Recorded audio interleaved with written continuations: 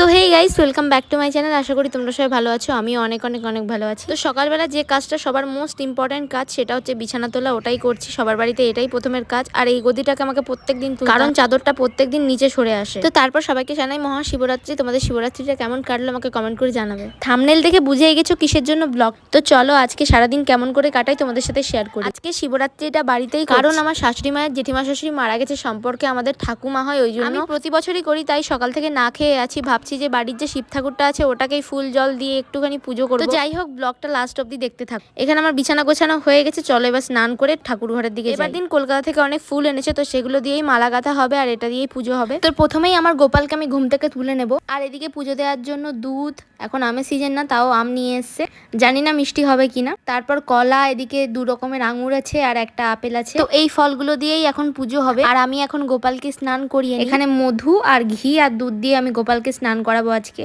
প্রায় 1 সপ্তাহ বাদে ওকে সুন্দর করে আমি স্নান করাবো। দুধটা আনা হয় না, কিন্তু ঘি মধু দিয়ে ওকে আমি প্রত্যেক দিনই স্নান করাই। তো এই যে দুধের ভিতরে আমি কটা ফুল দিয়ে নিলাম, এবার আমি গোপালকে স্নান করাবো এই দুধটা দিয়ে। আর দেখতে কত সুন্দর লাগছে আমার গোপাল সোনাকে। দুধটা দিয়ে আমি স্নান করিয়ে নিই, এখন গোপালকে স্নান করিয়ে নিই। তারপর মেন যেটা কাজ, শিবের মাথায় জল ঢালা, এরপরে সেটা করব। তো আমি এখানে গোপালকে সাজিয়ে গুছিয়ে নিয়েছি আর এখানে একটু আতর দিয়ে দিচ্ছি যাতে সুন্দর গন্ধ বেরোয় ওর গায়ের থেকে। আগের দিন মালা করা ছিল, ওই মালাগুলোই আমি ঠাকুরকে উৎসর্গ করব। তারপর আমি মহাদেবকে স্নান করিয়ে নিচ্ছি। গোপালকে যেভাবে স্নান করালাম সেভাবে আমি মহাদেবকেও স্নান করিয়ে নিচ্ছি। প্রথমে মধু, তারপরে ঘি দিয়ে আমি স্নান করাচ্ছি। আচ্ছা ভাবো তো, মহাদেব সে কিনা শ্মশানবাসী, আর মাতা পার্বতী তিনি হচ্ছেন একটা রাজ্যের রাজকুমারী। তিনি একটা শ্মশানবাসীকে ভালোবেসে ফেললো। ভালোবাসা কোনো জাতপাত মানে না, ভালোবাসা কোনো গরিব বড়লোক এসব মানে না। ভালোবাসা হলো দুটো মনের মিল। তোমাদের সাথে বকর বকর করতে করতে আমার পুজো দেওয়া কমপ্লিট। তো ব্লগটা এখানেই শেষ করছি, দেখা হচ্ছে নেক্সট ব্লগে। টাটা।